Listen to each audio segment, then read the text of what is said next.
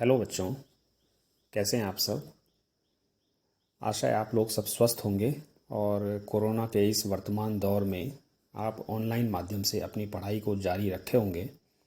और पढ़ने के साथ साथ आप जो भी पढ़ रहे हैं उसका आप अभ्यास करिए और उस पर आंकिक प्रश्न ज़रूर करिए, क्योंकि भौतिक विज्ञान में आप जो भी पढ़ते हैं वो बिना न्यूमेरिकल के कभी भी कंप्लीट नहीं माना जाता है। हम आज पढ़ने जा रहे हैं हमारी जो यूनिट 1 है स्थिर वैद्युतिकी यानी इलेक्ट्रोस्टैटिक्स, जिसमें हमारा जो आवेश होता है वो स्थिर अवस्था में होता है और उस स्थिर आवेश के कारण क्या क्या प्रभाव उसके चारों ओर उत्पन्न होते हैं उनके बारे में हम इस पहली यूनिट में पढ़ रहे हैं। इसमें एक पार्ट है हमारा वैद्युत विभव तथा संधारित्र, तो इसके बारे में हम आज पढ़ेंगे। इस पार्ट की हम शुरुआत करेंगे। तो शुरुआत में हम करेंगे वैद्युत विभव से यानी इलेक्ट्रिक पोटेंशियल से। तो विद्युत विभव क्या होता है पहले हम इसको समझते हैं, इसके भौतिक महत्व को, क्यों हम वैद्युत विभव को पढ़ रहे हैं और क्या इसका महत्व है जिसलिए इसको पढ़ना चाहिए।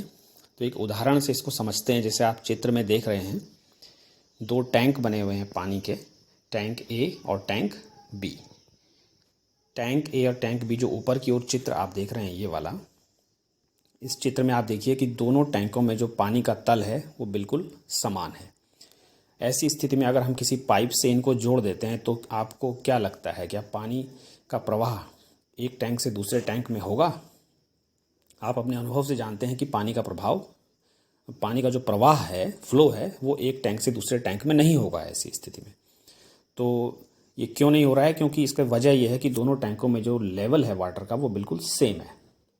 अगर इसके बजाय आप उसके नीचे जो चित्र बना हुआ है इसमें देखें तो टैंक ए में जो पानी का लेवल है वो ज़्यादा ऊपर है, उसकी हाइट ज़्यादा है, और जो टैंक बी में पानी का लेवल है वो थोड़ा नीचे है। अब अगर आप इनको किसी पाइप से जोड़ते हैं तो आप देखेंगे कि जो वाटर है वो फ्लो करेगा हायर लेवल से लोअर लेवल की तरफ, यानी उच्च तल से निम्न तल की ओर वो बह रहा है। और ये कब तक बहेगा? जब तक दोनों टैंक्स में जो वाटर लेवल है वो सेम ना हो जाए। तो इस तरह से आप समझ रहे हैं कि जो वाटर का फ्लो है वो किस डायरेक्शन में होगा, पानी का जो प्रवाह है वो किस दिशा में होगा, वो इस बात पर निर्भर कर रहा है कि पानी का तल कितना ऊंचा है। यानी पानी जो होता है वो ऊंचे तल से निम्न तल की ओर प्रवाहित होता है, यानी पानी के तल की ऊंचाई ही उसके प्रवाह की दिशा को निर्धारित करती है। ये बात आप समझ लीजिए। एक और उदाहरण से हम समझते हैं। मान लीजिए आपके पास दो पिंड हैं और दोनों गर्म पिंड हैं, दोनों का तापमान अलग अलग है, एक ज़्यादा गर्म है और एक कम गर्म है। तो अगर आप इन दोनों पिंडों को किसी ऐसे तार से जोड़ दें, जैसे तांबे का तार या किसी भी धातु के तार से आप जोड़ दें जिसमें से ऊष्मा का प्रवाह हो सकता है, तो आप पाएंगे कि जो ऊष्मा होगी वो गर्म पिंड से ठंडे पिंड की ओर ट्रांसफ़र होगी, यानी उसका प्रवाह गर्म पिंड से ठंडे पिंड की ओर होगा। और ये तब तक होगा जब तक दोनों पिंडों का तापमान बराबर ना हो जाए। तो इस तरह से आप देख रहे हैं कि दो पिंडों, जो दो गर्म पिंड हैं परंतु उनका तापमान अलग अलग है, तो उनको आपस में जोड़ने से ऊष्मा का प्रवाह किस पर डिपेंड करता है? तापमान पर। यानी तापमान ये डिसाइड करता है कि ऊष्मा किस दिशा में प्रवाहित होगी। ऊष्मा हमेशा उच्च ताप के पिंड से निम्न ताप के पिंड की ओर प्रवाहित होती है। तो इस तरह से आपने देखा कि जो वाटर का फ्लो है, जो पानी का प्रवाह है या किसी भी द्रव का प्रवाह है, वो उच्च तल से निम्न तल की ओर प्रवाहित होता है। यानी पानी के प्रवाह की दिशा जो है वो तल की हाइट से डिसाइड होती है, और जो ऊष्मा के प्रवाह की दिशा है वो डिसाइड होती है तापमान से। ऊष्मा उच्च ताप से निम्न ताप की ओर प्रवाहित होती है, और ये तब तक प्रवाहित होते हैं जब तक दोनों जो, जैसे पानी की स्थिति है तो उसमें दोनों ओर तल बराबर ना हो जाए, और जैसे गर्म पिंडों की स्थिति है इसमें दोनों पिंडों का ताप बराबर ना हो जाए। ठीक इसी तरह की स्थिति आप देख सकते हैं इस चित्र में। यही स्थिति विद्युत विभव के लिए भी होती है। जैसे आप जानते हैं कि किसी भी पिंड को जब आप आवेश देते हैं तो उसकी सतह पर विभव उत्पन्न हो जाता है। तो जैसे अगर आप किसी पिंड को धनावेश देंगे तो उसकी सतह पर विभव बढ़ जाएगा, उसकी सतह पर विभव ज़्यादा हो जाएगा, और अगर किसी पिंड को आप ऋणावेश देंगे तो उसकी सतह पर विभव कम हो जाएगा। जितना ज़्यादा धनावेश देंगे विभव उतना ज़्यादा हो जाएगा, और ऋणावेश देंगे तो विभव उतना कम हो जाएगा। तो अगर दो पिंड हैं और दोनों पिंड आवेशित हैं, ठीक है, और अगर आप उनको किसी सुचालक तार से जोड़ दें, किसी धातु के तार से जोड़ दें जिसमें से आवेश प्रवाहित हो सकता है, तो आप पाएंगे कि आवेश किस दिशा में प्रवाहित होगा। आवेश के प्रवाह की दिशा को डिसाइड करेगा वैद्युत विभव।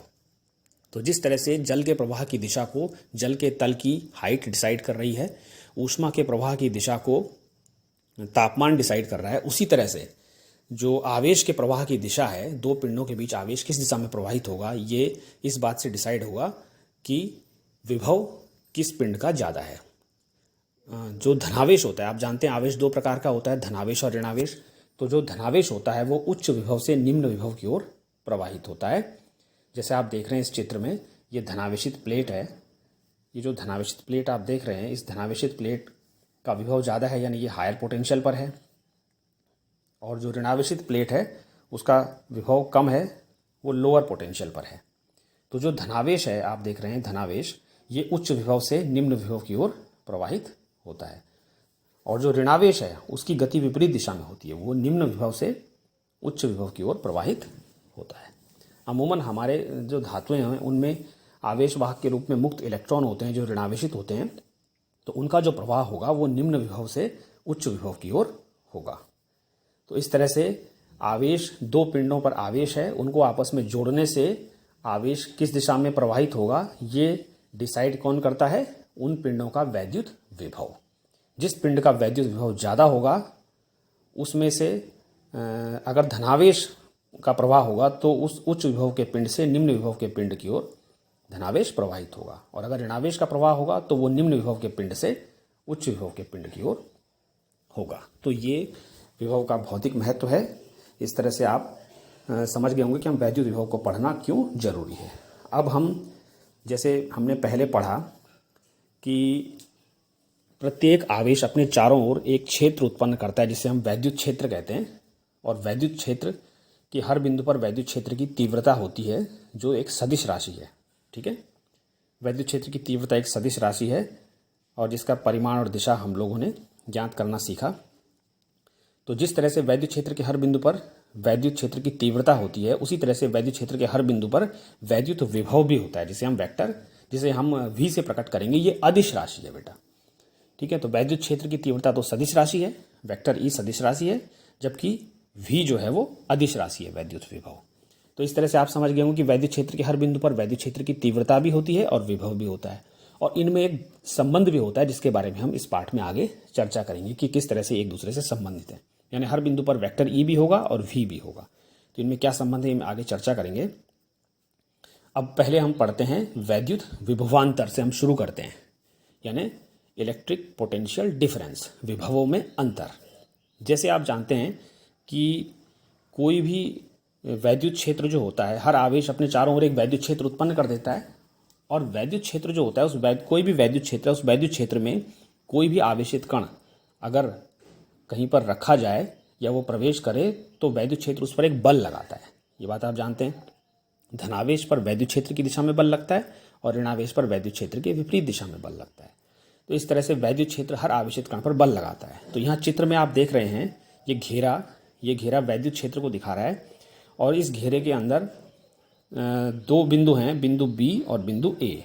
हमने बिंदु बी पर एक छोटा सा धनावेश रखा है जिसको हम कहेंगे सूक्ष्म परीक्षण धनावेश। सूक्ष्म है यानी बहुत छोटा है, और टेस्ट करने के लिए रखा है, इसलिए इसको परीक्षण कहते हैं। धनावेशित हम इसको रखते हैं। सूक्ष्म इसको इसलिए रखा जाता है, मैंने पहले भी, जैसे आप जानते ही हैं कि जो सूक्ष्म इसलिए रखा जाता है ताकि ये मूल वैद्युत क्षेत्र को प्रभावित न करे, उसे परिवर्तित न करे, केवल ये परीक्षण करने के लिए वहाँ पे रखा जा रहा है। तो ये सूक्ष्म परीक्षण धनावेश को आपने वैद्युत क्षेत्र के बिंदु बी पर रखा। अब आप इस परीक्षण धनावेश को जैसे ही आप बिंदु बी पर रखेंगे तो वैद्युत क्षेत्र इस पर बल लगाएगा। ठीक है, वैद्युत क्षेत्र इस पर वैद्युत क्षेत्र की विपरीत दिशा में बल लगाएगा। तो उस बल के विरुद्ध अगर इसको हम बिंदु बी से बिंदु ए तक लाना चाह रहे हैं तो हम किसी भी पथ से ला सकते हैं। मान लीजिए हम पथ 1 से लाए, जैसे आप देख रहे हैं ये पथ 1, या हम पथ 2 से लाए। ठीक है, किसी भी पथ से हम उसको ला सकते हैं। तो जिस भी पथ से लाएं तो कुछ ना कुछ कार्य होगा, और ये कार्य जो होगा ये बराबर होगा। अगर आप उस परीक्षण धनावेश को बी से ए तक पथ 1 के अनुदिश लाएंगे तब भी उतना ही कार्य होगा, और पथ 2 के अनुदिश लाएंगे तब भी उतना ही कार्य होगा, और इस कार्य को हम दिखाएंगे WB A से। ठीक है, और अगर इस कार्य में आप भाग दे दें उस सूक्ष्म परीक्षण धनावेश का। अब चूंकि ये सूक्ष्म है तो इसको दिखाने के लिए आप आगे से लिखेंगे लिमिट Q0 टेंड्स टू 0, जो ये बता रहा है कि ये परीक्षण धनावेश सूक्ष्म है। तो ये जो राशि प्राप्त हो रही है आपको limit Q0 tends to 0 WBA upon Q0, यानी किसी सूक्ष्म परीक्षण धनावेश को वैद्युत क्षेत्र में एक बिंदु से दूसरे बिंदु तक लाने में किए गए कार्य और उस सूक्ष्म परीक्षण धनावेश का अनुपात क्या कहलाता है। ये एक भौतिक राशि आती है जिसे हम कहते हैं इन दोनों बिंदुओं के बीच का विभवांतर, जो यहाँ पर आप सूत्र में देख रहे हैं। Limit Q0 tends to 0 WBA upon Q0 को आप क्या कहेंगे, इन दोनों बिंदुओं के बीच का विभवांतर। कौन से बिंदु थे वो, B और A, तो इनके बीच का विभवांतर ये आ गया WBA। देख रहे हैं आप, WBA। और इसको हम इस तरह से भी लिखते हैं अंतिम बिंदु का विभव ऋण प्रारंभिक बिंदु का विभव। ठीक है, यहाँ पर प्रारंभिक बिंदु B था, अंतिम बिंदु A था, तो विभवांतर को अंतिम बिंदु का विभव VA माइनस प्रारंभिक बिंदु का विभव VB, इस रूप में भी हम इसको लिखते हैं। ठीक है, इसमें एक बात और मैंने डिस्कस की कि जैसे मैंने कहा कि किसी भी आवेशित कण को जब आप B से A तक लाते हैं तो किसी भी पथ के अनुदिश लाएं, चाहे आप पथ 1 के अनुदिश लाएं, चाहे आप पथ 1 के अनुदिश लाएं, चाहे आप पथ 2 के अनुदिश लाएं, कार्य सेम हो रहा है। तो इसलिए ये जो वैद्युत क्षेत्र है ये संरक्षित क्षेत्र कहलाता है। जैसे आप जानते हैं संरक्षित क्षेत्र की परिभाषा में यही कहा गया है कि अगर आप जो है किसी कण को किसी क्षेत्र में एक बिंदु से दूसरे बिंदु तक ला रहे हैं और उस दौरान किया गया कार्य पथ पर निर्भर नहीं कर रहा है तो वो क्षेत्र संरक्षी है। तो स्पष्ट है कि ये वैद्युत क्षेत्र संरक्षित क्षेत्र है, कंजर्वेटिव फील्ड है। ठीक है, और वैद्युत बल एक संरक्षी बल है। तो ये विभवांतर का सूत्र आपने पढ़ा। अब इसका मात्रक निकाल लेते हैं हम, विभवांतर का मात्रक। जो विभवांतर का मात्रक बनेगा वो बनेगा, चूंकि विभवांतर का सूत्र है कार्य का सूत्र, कार्य बटे और आवेश है, तो कार्य का SI मात्रक जो होता है वो जूल होता है और आवेश का SI मात्रक कूलाम होता है। तो इस तरह से इसका जो SI मात्रक बनेगा, विभवांतर का जो SI मात्रक बनेगा वो बनेगा जूल प्रति कूलाम, और इसको हम वोल्ट भी कहते हैं। ठीक है, अब इसी सूत्र से हम 1 वोल्ट की परिभाषा कह सकते हैं कि 1 वोल्ट कितना होता है।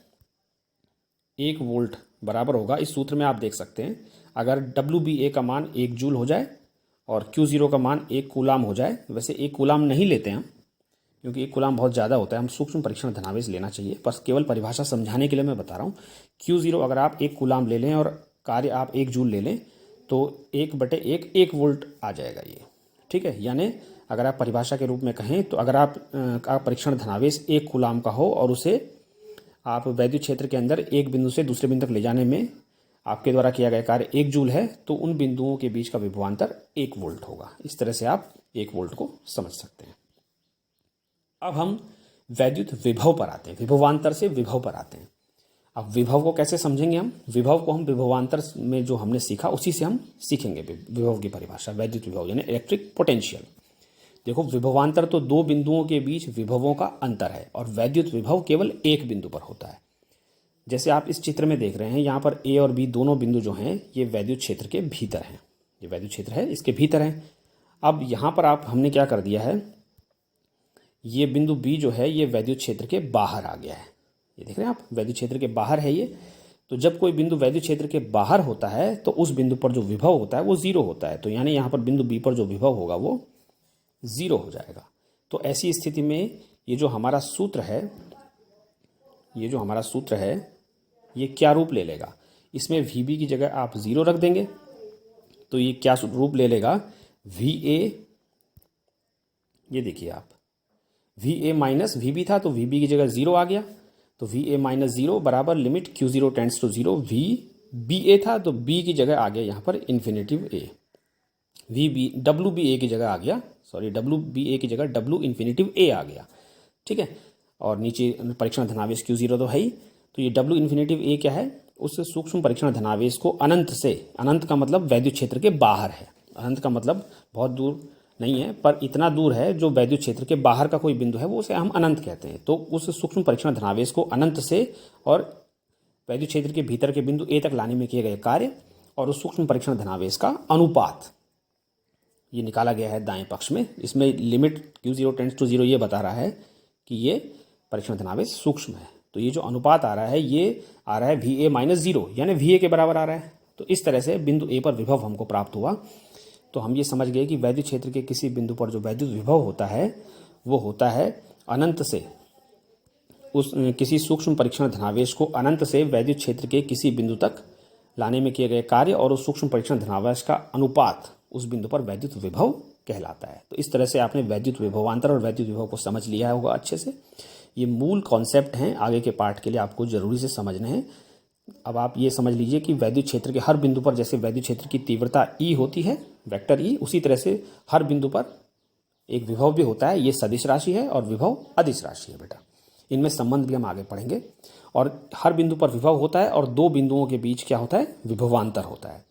ठीक है, इसे हम डेल्टा V से भी दिखाते हैं, या उन बिंदुओं के अगर नाम है A और B तो हम उसको VAB या VBA से भी दिखा सकते हैं। अब एक नोट पर मैं ख़त्म करूँगा।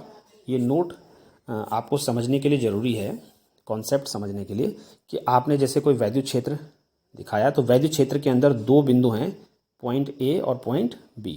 तो इन बिंदुओं के बीच का जो विभवांतर होगा ये फिक्स्ड होता है। ये एक अद्वितीय राशि है। अद्वितीय का मतलब यूनिक है, इसका मान बदलता नहीं है। ठीक है, इसका मान इस बात पर निर्भर नहीं करता है कि आपका अनंत कहाँ है या आपका वैद्युत विभव कहाँ आपने शून्य लिया है। अनंत पर हम वैद्युत विभव को शून्य लेते हैं ना, तो आपका अनंत कहाँ है इस बात पर निर्भर नहीं करता है कि इन बिंदुओं के बीच का विभवांतर कितना है। इन बिंदुओं के बीच का विभवांतर फिक्स्ड होगा, यानी यूनिक होगा। जबकि वैद्युत क्षेत्र के किसी भी बिंदु पर जो विभव है, जैसे पॉइंट A पर जो विभव है, वो इस बात पर डिपेंड करेगा कि वैद्युत विभव शून्य कहाँ है, यानी आपका अनंत कहाँ है। जहाँ अनंत होगा वहाँ वैद्युत विभव शून्य होगा। तो इस बात पर डिपेंड करेगा बिंदु A पर विभव कि आपका अनंत कहाँ है, यानी आपने वैद्युत विभव का शून्य कहाँ लिया है। इसी तरह से बिंदु B पर विभव भी इस बात पर निर्भर करेगा कि आपका अनंत कहाँ है, यानी वैद्युत विभव का शून्य कहाँ लिया गया है। ठीक है, तो बिंदु A और B पर या किसी भी बिंदु पर जो विभव होता है वो बदल सकता है, वो अद्वितीय नहीं होता है।